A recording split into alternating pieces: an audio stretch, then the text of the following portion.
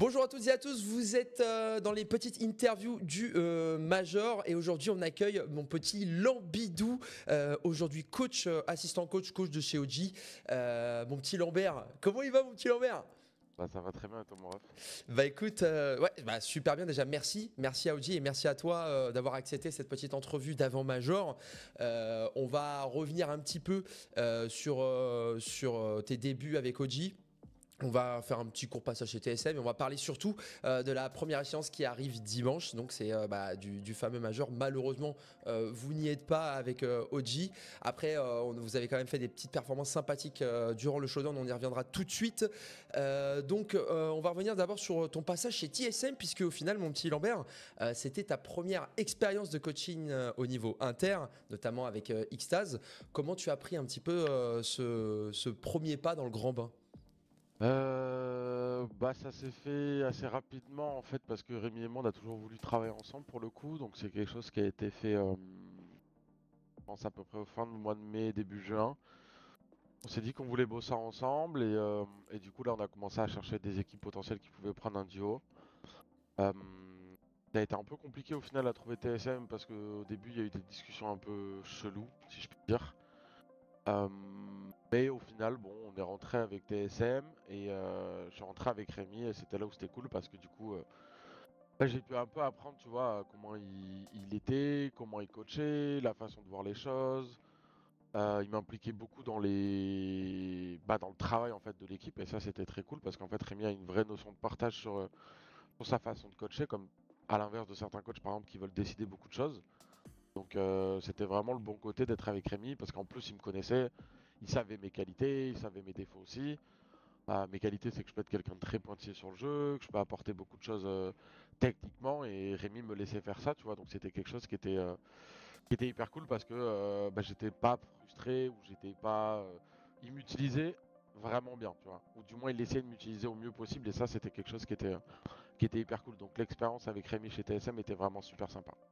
Expérience que tu as pu montrer aussi lors notamment de ce showdown qui est arrivé. On viendra pour votre RMR juste après puisqu'on enchaînera RMR Major. Vous avez fait une sacrée percée durant le showdown. Tu étais d'ailleurs sur le serveur avec les joueurs depuis que Ruga est parti du côté de chez Astralis. Comment tu te sens avec eux aujourd'hui, Lambi, avec cette équipe de OG? Pour le coup, super bien. Ce qui est toujours compliqué, tu vois, c'est quand tu es assistant coach, de passer derrière head coach, c'est ce qui s'est passé aussi avec TSM. Et c'était beaucoup plus compliqué, je pense. Je sais pas si c'est dû aux joueurs ou si c'est dû même moi, par exemple, à, tu vois, ma confiance, parce que avec TSM, j'avais pas forcément la même confiance que quand je suis arrivé dans le changement de poste aujourd'hui avec OG.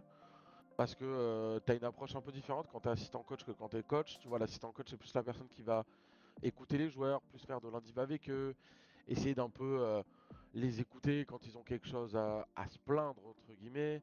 Alors que tu vois, le coach est beaucoup plus dans la grosse image, il va plus essayer de faire le jeu d'équipe et pas il va s'en foutre un peu de l'état d'âme des joueurs, mais il va un peu moins faire attention à ce genre de choses. Les gens vont un peu moins se plaindre à lui parce qu'il y a un assistant avec lequel tu peux te plaindre.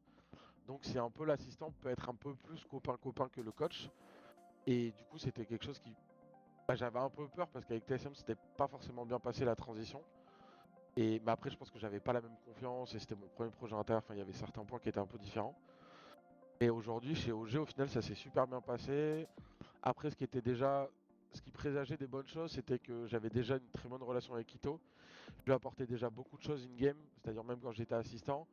Dont par exemple, tu vois, j'ai un exemple sur Inferno où je t'ai vraiment expliqué comment lead Inferno, parce que moi ça a toujours été une map que j'ai toujours très bien lead quand j'étais joueur. Et il a direct compris, il a direct bien fait, et tu vois, il s'en est rendu compte que j'étais pas un tocard, si je puis dire, tu vois. Il s'est rendu compte que, tu vois, j'étais pas une fraude, tu vois, et qu'entre guillemets, du coup, il pouvait m'écouter sur pas mal de points.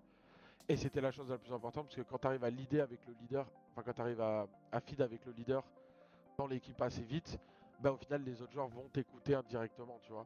Et en plus de ça, j'ai des joueurs qui sont quand même très jeunes à côté. Donc des joueurs qui ont vraiment un respect pour moi. Pour certains, ils me connaissent un peu ce que j'ai fait. Donc tu vois, c'est quelque chose qui a très vite fit et au final ils m'ont très vite trust dans le changement de rôle pour cette blast. On a changé quand même pas mal de choses parce que moi j'avais une approche assez différente sur certains points. Euh, et ils ont très vite adhéré à l'idée. Tu vois, j'ai fait des choses un peu différentes pour essayer de les faire beaucoup plus participer, pour qu'ils essaient d'adhérer à mes idées. Et au final, ça a bien marché. Et je pense qu'ils ont aimé la façon dont laquelle on a abordé les choses et dans laquelle on a joué pendant le showdown. Et donc non, non, et en plus ça s'est vu, tu vois, parce que je crois que j'ai vu une interview de Heavy God et qui dit que justement ils ont travaillé sur quand même pas, on a travaillé quand même sur pas mal de choses depuis les RMR et que ça a quand même bien aidé parce qu'aujourd'hui les gens sont un peu plus de freedom, de liberté. Et du coup non, c'est quelque chose que je suis fier et content d'avoir réussi à faire. Après on verra bien sûr si ça tient sur le long terme, si je reste à cette position ou pas. Mais en tout cas non, je suis content de ce qu'on a fait en une semaine et demie parce que ça a été hyper court. Mais qu'au final, on a quand même beaucoup changé notre façon de jouer en une semaine et demie, contrairement à ce qu'on avait pu montrer avant. Même si, attention, les bases qu'on avait mises avant en place ont été utiles, bien sûr, pour le travail que j'ai eu à faire pendant une semaine et demie. Pendant cette semaine, d'ailleurs, vous avez battu Complexity, vous avez battu Heroic, et malheureusement, vous vous échouez face à So, mais parce que vous avez été pris de court par un pépin de santé, notamment du petit jeune Ivigod. Je vais revenir d'abord sur Quito. Sa place de leader, est-ce que ça a été un choix par défaut ou lui, c'est venu de lui-même qu'il a voulu prendre cette place de leader par rapport à l'expérience, ou plutôt l'inexpérience qu'il y avait du côté de ses coéquipiers, mais ça n'a pas dû être un choix facile. Pour le coup, ça, je suis pas trop au courant, parce que moi, je suis arrivé dans l'équipe et il avait déjà le rôle de leader. Donc, moi, quand j'ai rejoint début janvier, ils étaient déjà. Pito avait déjà le lead. De ce que j'ai compris, c'était quelque chose qui lui a été proposé, parce qu'apparemment, il avait une bonne communication et il aidait quand même pas mal ses teammates. En plus de ça, son ancien rôle ne fonctionnait pas forcément avec lui. Et il avait vraiment une envie et un besoin de beaucoup plus communiquer et d'un peu plus diriger. Donc de ce que je sais, c'est que c'est venu de lui, ça a été une proposition qu'il a faite. Donc après, elle a été acceptée.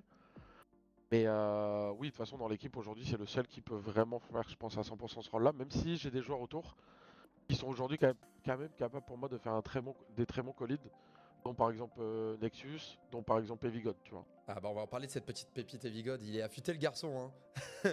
Un sacré avenir radieux. Tu peux nous en parler un petit peu plus de cette petite pépite alors qu'on a découvert dès le début de cette année, mais en réalité là ces dernières performances étaient assez grotesques, on va pas se mentir. Tu peux nous introduire un petit peu le joueur?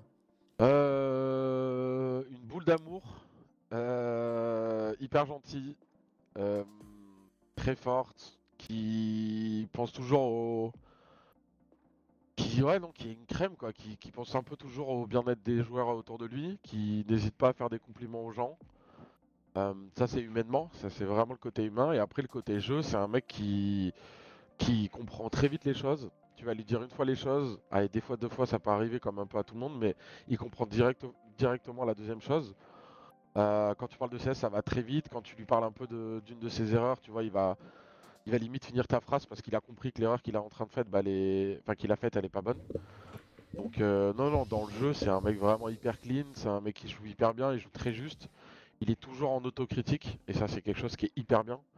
Parce que quand tu as un joueur comme ça, tu sais que c'est un joueur qui veut tout le temps se remettre en question. Et je pense que c'est ça qui fait la différence avec beaucoup de joueurs aujourd'hui que j'ai côtoyés depuis le début de ma carrière, c'est qu'il est tout le temps en autocritique. Exemple, on sort du RMR, dernier match, donc on a perdu, on est éliminé, tout le monde dans le bad, normal. Et on fait un mini débrief tous ensemble, on parle un petit peu, tu vois. Et là, Niki, enfin, Evigon nous dit, ouais, vous pouvez rester, Hugo Lambert. Et il me dit, bah, j'aimerais vite fait avoir une petite autocritique sur mon jeu. Est-ce que vous pouvez me faire ça en 5-10 minutes? Parce que j'ai envie d'y réfléchir là un petit peu, là, en partant, en allant dans ma chambre. J'ai envie de réfléchir un petit peu, tu vois. Et ça a été très vite, ça a été juste quelques rounds, tu vois, quelques positions. Et le joueur, en fait, il a direct essayé de chercher à comprendre ce qui s'était passé et tout. Donc, tu vois, c'était quelque chose où c'est rien, c'est un mini détail contrairement aux autres joueurs, mais c'est la chose qui te dit que ce mec-là peut être vraiment très fort. Tu vois. C'est Hmm. vraiment très fort. Il lui manque juste aujourd'hui de l'expérience en LAN. Et ça, il le sait, on le sait, tout le monde le sait, qu'il lui manque de l'expérience en LAN parce que bah, il faut pas oublier que ce mec-là, il a fait. Là aujourd'hui, il a 2 LAN dans sa vie. Donc il a fait la Blast, il a fait le RMR et c'est tout. Hmm. Donc en fait, tu vois, enfin, c'est simple, hein. Il a 2 LAN dans sa vie. Donc il faut juste le voir avec 3, 4, 5 LAN de plus. Et là, s'il arrive à avoir son niveau qu'il a en LAN sur internet, parce qu'il a son niveau, mais c'est juste qu'il a pas la même confiance en fait. Parce qu'en LAN, RMR, il a fait des très bons matchs, mais c'est Mm. juste qu'il a pas la même confiance. Quand il aura la même confiance, bah, ça va être une machine de guerre ce joueur. Ça va être une machine de guerre en vrai. En tout cas, on l'a vu d'extérieur, hein, que ça allait devenir une machine. Personnellement, on a vu lors des blasts, même, tu sais que même lors des blasts Spring Groups, ça se voyait qu'il était inquiétant. Tu vois, Ouais. il était inquiétant pour l'adversaire, qu'à tout moment, il était capable d'envoyer des pépites, et ça s'est senti. Et donc, confirmation avec toi aujourd'hui. On va revenir d'ailleurs sur ce RMR. Malheureusement, vous avez perdu. Votre dernier match, c'était face à Gamer Legion, si je dis pas de Ça. bêtises. Ouais, c'est ça. Est-ce que vous étiez paré à cette éventualité à laquelle vous ne participeriez peut-être pas au Major? Euh, c'est pas une excuse, mais oui, parce que l'équipe avait 2 mois et que euh, game leader, tu prends un joueur d'une académie qui a fait qu'une seule LAN, parce que c'est pareil, il a fait qu'une seule LAN au final Nexus, il a fait que l'IUM Sydney avec Moose en tant que last. Tu prends Nikki qui a pas fait de LAN, tu prends Regali qui est aussi quand même un player assez jeune, donc tu as juste Fiku et Kito, mais Kito qui est en changement de rôle. Donc au final, tu vois, même déjà d'aller au RMR, c'était je vais pas te mytho, c'était le main objectif d'y Hmm. aller. Après, bien sûr, une fois qu'on s'est qualifié, le main objectif, c'était, enfin, comme tous les joueurs, si tu veux, le vrai dream, c'est toujours d'aller au major. Mais quand tu veux être objectif, que ton équipe a 1 mois et demi, que tu as un changement de leader, que tu as lancé ta saison un peu bizarrement, parce que bah, au final, le Rugan ne devait pas forcément rester, etc. Enfin, ça a été un peu bizarre. En 1 mois et demi, le but, bien sûr, si tu veux être un minimum sensé, bah, c'est de se qualifier au RMR. Après, tu pourras réfléchir à aller te qualifier au Major. Mais il faut être un minimum réaliste et te dire que tu viens de prendre t'as deux changements et demi, parce que je compte Kito comme un changement parce qu'il change de rôle. Donc ça fait 3 changements au final dans ta line-up. Bien sûr que bah, le premier objectif est de se qualifier au RMR. Une fois qu'on était au RMR, c'était de se qualifier au Major, bien sûr. Après, est-ce qu'on est déçu? Forcément, parce que quand il arrive, bah, c'est toujours dur. Mais oui, le premier objectif était de se qualifier au RMR, parce que c'est pareil, avant de voir très grand, il faut mettre un premier step dans la cour, tu vois. Mhm. D'ailleurs, durant votre parcours, vous avez échoué d'entrée de jeu face à Apex. Il y a eu le match face à Preezy que vous avez remporté, donc avec l'équipe de Dupré. Ce petit match perdu face aux Ecstatic qui ont surperformé d'ailleurs. On va en parler de ces surperformances pour toi. Quel est ton avis de ce RMR par rapport au niveau de jeu, par rapport à certaines peut-être équipes qualifiées? Est-ce qu'il y a quelque chose qui est sorti du lot peut-être par exemple, que ce soit dans le positif ou dans le négatif? Je pense que des équipes qui ont surperformé dans ce groupe B, euh, Apex, je pense par exemple à Apex. Je pense qu'Apex a vraiment surperformé parce qu'ils ont été vraiment forts pendant ce RMR et je pense que ils auront du mal à être aussi forts. Je pense que je sais pas s'ils ont eu une lune de miel ou quelque chose avec le retour de Stico et tout, parce qu'on sait très bien que c'était un peu bizarre avec Stico qui revient alors que Mm. enfin c'est juste par rapport à un slot au final qui revient. Mais je pense qu'ils ont vraiment surperformé parce qu'ils ont vraiment quand même bien joué, même si contre nous pour le score il est assez sec, alors qu'au final quand on était dans la game il était plus serré que ça parce qu'ils mettent des rounds un peu bizarres, on n'en met pas, on perd tous les clutches, enfin bon c'était un peu bizarre. Ecstatic pour le coup ils ont joué leur jeu, bien sûr j'ai envie de dire qu'ils ont surperformé, mais d'un autre côté je me dis ils se sont battus comme des chiens dans tous les matchs jusqu'à la fin. Donc il n'y a aucun match qui a été facile, il n'y a aucun match qui a été... Ouais, ils ont eu aucun match facile en fait, tu vois, même contre nous ça finit 13-11 et en plus c'est parce qu'on fait une giga erreur en Mm. 11-11, donc mais non, en fait dans le fond ils se sont battus dans tous les matchs, donc je peux pas dire ils ont chaté, je peux pas dire ça, tu vois. Est-ce qu'ils vont faire quelque chose au Danemark? Je pense que ça va être dur, je leur souhaite, mais je pense que ça va être dur. Mais par contre non, dans ce RMR ils ont vraiment joué leur carte à 100%, ils ont joué leur style de jeu partout dans tous les matchs. D'où contre nous ils faisaient des pré-rotates de partout et tout. Donc non, ils ont vraiment joué leur jeu, donc pour moi Ecstatic non, c'était pas mérité, mais entre guillemets, si, c'était mérité en fait. Si, parce qu'ils ont joué leur jeu à 100%, ils ont suivi tout ce qu'ils avaient bossé et ils ont joué. Donc en vrai, non, pas, pas étonné, enfin pas surpris de ce résultat-là. J'aurais pas pu le dire avant, pour être honnête, Mm. mais en tout cas, je suis pas étonné quand je les ai vus après pendant le RMR. Mm. Euh, et après, non, le groupe B, je pense, a été beaucoup plus relevé que le groupe A, pour le coup. Mm. Quand j'ai même vu les matchs, parce que bah, j'ai aussi vu les matchs du groupe A, et quand j'ai vu les matchs du groupe B, je pense vraiment que le groupe A était vraiment quand même moins fort en intensité, je trouve, c'est mon point de vue, et c'est pas parce qu'on était dans le groupe B, j'aurais pu le dire si on était dans le groupe A aussi. Euh, mais je pense que les équipes étaient peut-être mieux préparées dans le groupe B en tout cas, parce que les matchs étaient quand même trouve un peu plus dur pour certains match-up. On va parler du format. J'ai vraiment l'impression qu'aujourd'hui, le format major en BO1 et MR12, avec l'importance extrême des pistoles, est ultra punitif. Quel est ton avis, toi, là-dessus, du format major, de ce format qui n'a pas été changé, on le rappelle, parce que c'est le même format à l'identique qu'il y avait sur CSGO avec le MR15. Il n'y a ni eu d'ajustement en termes de monnaie monétaire, donc le cycle économique, il n'y a ni eu d'ajustement en termes de format. Est-ce que toi, tu vois aussi encore une fois une problématique en plus notamment et qui est super punitive pour les équipes? Euh, oui, de toute façon, il y a toujours quelque chose à redire dans le fond en fait. Il y a toujours quelque chose à redire et c'est ça un peu le problème, c'est que au final, je pense qu'on trouvera jamais de plan parfait parce que même si on augmente le cycle monétaire, pour moi, ça pourra quand même faire des déséquilibres dans certains points.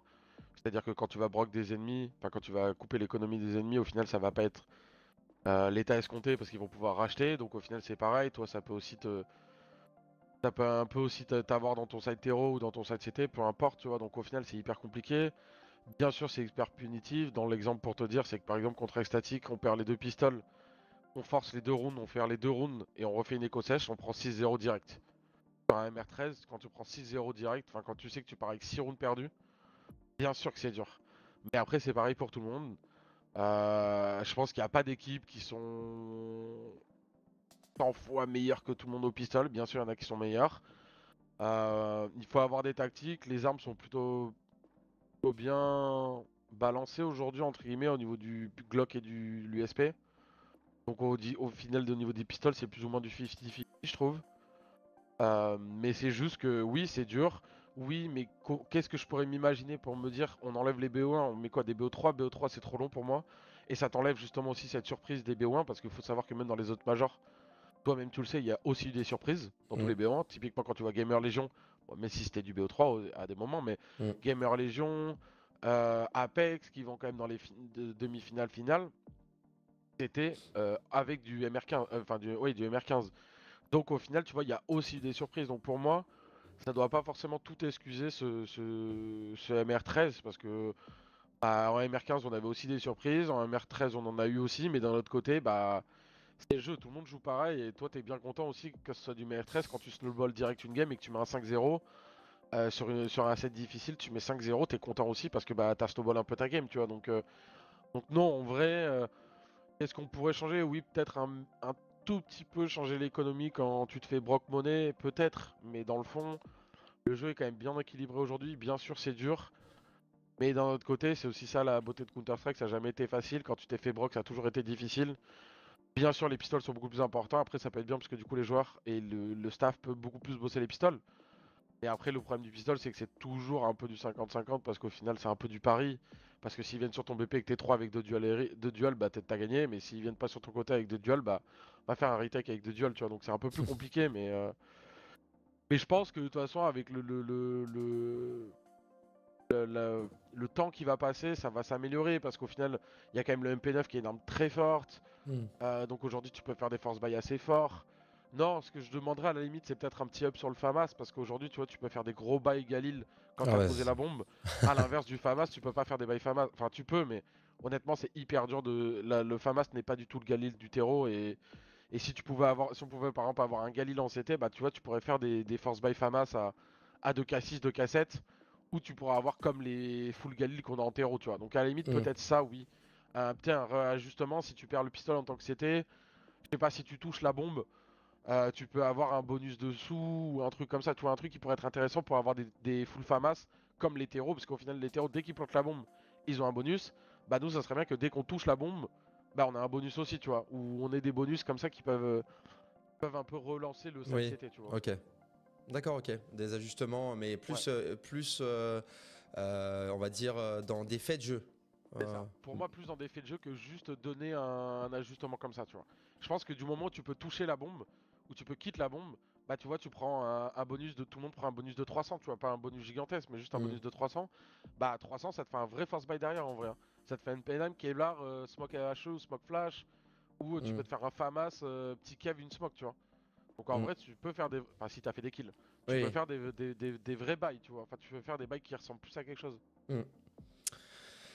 Projection sur le Major Mont-Lamby avec toutes les équipes qualifiées, donc FaZe, Spirit, Vita, il y a tout le gratin à quelque chose près. Hein. On embrasse évidemment Falcons, Astralis et Team Liquid qui n'ont pas réussi à se qualifier parmi en tout cas les grandes équipes qui auraient dû passer cette échéance. Ton avis global un petit peu sur ce Major de Copenhague? Ok. Alors du coup, ouais, sur les équipes donc, où j'ai trouvé très fortes, j'ai trouvé très fort Cloud9 au RMR, mais je pense que ça sera pas au final si fort que ça. En plus, ils sont dans l'opening stage, c'est dommage. Enfin, c'est dommage. Ils ont fait un vrai 3-0 et au final, ils se retrouvent dans l'opening stage. Et je pense que ça va vraiment pas être facile pour eux au final. Les équipes que je vois très fort Eternal Fire pour le coup. Je pense ils vont être très très forts. Ants, je pense que ça va vraiment être coup-ci coup-ça. Parce que je pense qu'ils ont une très belle nuit de noces. Et je pense que ouais, je pense pas que Oui, ça bah va être oui. fou. J'ai le même avis que toi là-dessus. Ouais, je pense que ça va vraiment être dur pour Ants. Apex, je pense aussi que ça va vraiment être dur. Heroic, je pense que ça va être fort, vraiment fort. Même si là ils sont en contre-perf sur la Blast et hier aussi, je crois qu'ils ont perdu aussi pour la qualif Oui. Dallas. Et je pense que ça va être fort. Nine Panda, c'est des Russes, c'est toujours difficile pour moi les Russes de dire quelque chose parce que ils peuvent être pas ouf comme en même temps ils peuvent être très bons, tu vois, parce que c'est toujours des mecs qui sont là à l'instant présent et au final je pensais pas du tout qu'ils allaient se qualifier dans le Last Chance et ils se sont qualifiés. Donc pour être honnête, je pense qu'ils sont capables de jouer leur pièce. D'aller se qualifier, non, mais je pense qu'ils peuvent aller aggrapper. Tu vois, ils peuvent être en 2-2, un truc comme ça. Hmm. Qualifiés, je pense pas, mais ils peuvent être en 2-2. So, très fort. Très très fort. Et c'est pas parce qu'ils nous ont battus, même si en plus, je pense que ça aurait pas été le même match si on avait Heavy God. Et je pense que la confiance avec laquelle ils vont arriver va être indécente. Et du coup, ils peuvent jouer leur pièce ou ils peuvent prendre un énorme 0-3. Soit ils vont vraiment être dans la vraie game, tu vois, soit ils vont prendre un gros 0-3 parce que bah, tout va s'effondrer. Hmm. Furia, bah, c'est toujours cool parce que Furia, bah, après période d'expérience, franchement, Furia c'est dur à taper, je pense. Cacerato. Ouais, Cacerato, même Fallen, il a 155 000 LAN à son actif. Ecstatic, comme je t'ai dit, je pense qu'il y a moyen. Il faut voir un peu leur début de match, s'ils ont la même mentalité que pendant le RMR. C'est-à-dire jouer vraiment avec leur jeu. S'ils arrivent à jouer vraiment avec leur jeu, je pense que c'est quelque chose qui peut être. Ils peuvent vraiment faire encore une fois un RMR bis. C'est-à-dire aller accrocher des 2-2, des trucs comme ça. Mhm. The Mongol, je les ai vus très forts, mais après c'est avec le RMR asiatique, donc je sais vraiment pas ce que ça peut donner contre des Européens, Américains, etc. Impérial, je pense que ça va pas être ouf, en vrai. De vrai, même si j'ai Ah, trouvé leur jeu très intéressant au RMR. Un très très bon jeu. Mais je sais pas pourquoi, je pense que ça va flop à ce Major. d'accord. Je sais pas pourquoi. J'ai un pressentiment, pourtant je les ai trouvés très forts. J'ai trouvé que c'était la meilleure Mais équipe c'est de bien. loin au Bah RMR. oui, bah oui. Ils ont Mais je battu tout le sais. monde. Ouais, mais Toutes les hyper équipes bien ont en mis plus. maximum, je crois, c'est 6 ou 7 rounds. Ouais, mais je sais pas, je le sens pas du tout, tu vois. Genre vraiment, je sais pas. D'accord. Et pourtant, ça me ferait chier parce que je trouve que de loin, c'est la. Moi, j'ai regardé les démos, ils ont Mm, vraiment ultra bien joué au mm. américain. Ouais. Un peu comme Apex au RMR. Ouais, c'est ça en fait, tu vois. Un peu comme Apex, tu vois, en fait, où je les ai trouvés très forts. Et c'était très fort vraiment Apex au RMR, tu vois. Mm, Mais je sais pas, je pense que ça va peut-être pas match. d'accord. Pain, Pain bon. Bon, je pense que ça va être. C'est comme d'hab, Pain, c'est chiant. Enfin, c'est chiant. Et tu sais jamais où les mettre parce qu'ils sont capables de se qualifier et comme en même temps ils sont capables de pas forcément bien jouer. Mais plutôt bon. Moi j'aime bien là le duo Lux Big Uzera pour le Mhm. coup. Donc assez fort. Line Vision, je sais pas du tout ce que ça vaut, j'ai pas trop regardé Ils ont battu Greyhound, dernier Ok. tour de RMR Asie. Ils battent donc Dexter Ouais, et ils donc l'empêchent Dexter, ouais. d'aller au Major. Mais bon, c'est l'Invision. Je pense que ils font partie un peu des croquettes de ce groupe, quoi. Ouais, ok. Amcal, c'est pareil, c'est chiant, c'est des Russes, c'est C'est. chiant à jouer. Pense fort, vraiment fort. En plus Mm. le petit ici là pour sa première LAN, Ouais, ici là, très très fort pour sa première LAN. Forrester, un crack aussi dans ce RMR. Donc au final, Forrester et ici ont très très bien répondu autour de ça. Tu mets quand même Travis qui est toujours un bon fixe, qui assure toujours ses kills. Tu mets Nickelback qui est là depuis une décennie Mm. et qui lead vraiment bien. Et Krat qui fait, je pense, vraiment, tu vois, la glue dans cette équipe. Mm. Donc non, une équipe qui pour moi est vraiment chiante à jouer. Tu vois, je le mets dans le même groupe que Nine Panda, peut-être un peu au-dessus de Nine Panda. Mm. Je les trouve un peu meilleurs que Nine Panda, mais je les mets dans le même groupe d'équipes vraiment difficiles à sortir. D'accord. Koi, pas trop d'infos. En vrai, j'ai pas trop d'infos. On sait juste que Stadodos a pris sa revanche quelques années plus tard après son unscope loupé face à James, qui l'a Ouais. empêché de se qualifier au Major. Et ben là, il y est, mais je pense que pour moi aussi, ça s'arrête là. Est-ce que tu vois, il est pas en mode ok, c'est bon, j'ai atteint mon but. C'est ça. Maintenant, tu vois, genre, Ça y est, j'ai le sticker. comme beaucoup de, tu vois, on parle beaucoup de joueurs quand ils arrivent, quand ils deviennent professionnels, on leur dit beaucoup. Bah, il y a beaucoup de joueurs à ce moment-là qui arrêtent de travailler, tu vois. Ben là, Ouais. c'est pareil. Je me dis, est-ce qu'au moment où il est arrivé, je pense pas après, parce que c'est pas dans leur mentalité à ces mecs-là. Mais je sais pas, j'attends pas forcément grand-chose d'eux, mais je serais content s'il y a quelque chose de bien, tu vois, au final. Et Legacy, je les sens bien. Ah ouais? Legacy, je les sens bien. Ouais, je sais pas pourquoi je les sens bien. Mais non, mais moi, Je- j'ai eu en croquette, Legacy. Ouais, je sais pas. Moi, par contre, tu vois, je vois plus Croquette Paint que Legacy. C'est D'accord. pas Legacy, j'aime bien là, le Coldzera du Molato, là, j'aime bien, tu vois, en vrai. Bah, Même Bartine, j'aime bien, tu ouais, vois. Bartine, ouais, parce que j'allais dire moi aussi, c'est Bartine, j'aime bien. Dumo et Bartine, moi c'est. Ouais, mais D'ailleurs, je me suis. Coldzera, il peut toujours te faire des masterclass. Mais tu sais que je me suis demandé comment ça se fait qu'il trust encore Coldzera, tu sais, qu'il reste encore avec lui, Dumo et Bartine, après leur passage chez 00 Nation, etc. Je me dis, mais à un moment donné, ça va splitter ce truc-là. Non, non, non, Ouais, non, pas du tout, il le trust à 100%. ouais, non, en vrai, ouais, en vrai, non. Mais du coup, alors, si je dois dire sur les 8, si je me mouille, Eternal Fire, Heroic, To, Furia, Amcal, 5. En 6, j'ai envie de mettre Legacy. Ouais, je te dis, j'ai envie de les mettre. Bah, c'est ton prono personnel. 6, Cloud9, 7 parce que je les vois quand même passer dans l'autre. Oui, oui. Même s'ils vont pas être ouf pour moi. Et là, la dernière, j'ai vraiment des gros points d'hésitation entre Hens ou Estatic en vrai. Mais je sais pas laquelle mettre en vrai. Allez, Euh, je vais me mouiller, je vais mettre Ecstatic. Ah, J'aurais plus dit Hens en vrai, mais je vais me mouiller, je vais mettre Ecstatic. le bœuf maison, le fameux bœuf maison. Ouais, c'est ça. Ouais, mais il joue pas sur scène et tout, tu vois. C'est juste Oui, qu'il le c'est veut, vrai. mais il joue pas sur scène. Mais bon. Après, je pense que Hens peuvent passer. En vrai, je pense qu'ils vont passer, mais je pense que ça peut être très dur pour Hens. Et je Euh, serais pas étonné s'ils passent pas. les équipes qui sont déjà aux Legends, donc on a G2, Navi, VP, Complexity, Face Spirit, Vitality et Mouse. Est-ce qu'il y a une équipe qui sort du lot pour toi? Qui sort du lot, non, je pense pas qu'il y en a qu'une pour moi. Euh, Il y en a trois pour moi qui sortent vraiment du lot, et je pense que ça va pas être ceux que tout le monde attend au final. VP. VP, Vita, FaZe. Hmm. Ah, Euh, Spirit. non, je mets pas Spirit, donc c'est ça qui va étonner beaucoup de gens. Parce D'ac- que pour moi, Spirit c'est fort, mais c'est un peu. Ils ont overperformé dans ce Katowice. hmm. Euh, Enfin, il a overperformé. oui, oui, non, mais même l'équipe, tu vois. Hmm. L'équipe a quand même overperformé, mais bien sûr, il a overperformé. Je pense que tu vois, ils ont un vrai problème. Là, ça s'est vu récemment dans leur match office sur leur map pool, enfin dans certaines maps, dont sur Vertigo par exemple. Ah, le talon d'Achille, ça y est, hein. Ouais. Le problème, c'est qu'on voit vraiment là donc qui. Attention, il a quand même été très fort. Il a quand même Hmm. fini meilleur joueur des Blasts, hein, Shodan. Ouais. Mais tu vois, je me dis, tu vois, il y a eu beaucoup plus de. Là, pour le coup, Chopper a été très fort pendant ses Blast Shodan aussi.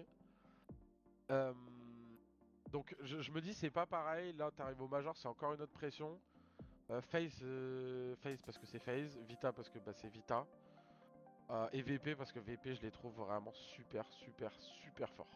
Ah, moi j'adore aussi, hein. Mais les gens Et- l'aiment pas forcément, mais moi, James, pour moi il est incroyable. Son style de jeu qui lui est propre, parce qu'on va dire que Ouais, dans le T1 aujourd'hui, alors il y avait Heroic qui était un petit peu dans le même, ouais, ouais. dans le même schéma avec un peu plus d'explosivité évidemment, mais il y a que lui qui a ce jeu-là vraiment Ah propre. non, c'est sûr. Même C'est toute l'équipe là, on s'en rend pas compte, hein, mais quand tu les praques, toute l'équipe a le même mode de jeu de James. C'est-à-dire que bon, James il est encore plus derrière les autres, mais dans le fond, toute l'équipe joue vraiment de la même façon. C'est-à-dire que tu vois, leurs prises de zone sont pareilles, le temps d'attente sont pareils, tout est pareil en fait en vrai, tu vois. Donc c'est pour ça qu'ils sont vraiment tous sur la même, dans le même état d'esprit. Tu les joues Hmm. sur Inferno, c'est abusé, ils claquent jamais de stuff dans le T. Par contre, tu viens sur le BP, bah ils ont encore 3 smokes ou 2 smokes et ils t'éclatent parce qu'ils jouent dans des setups de fou.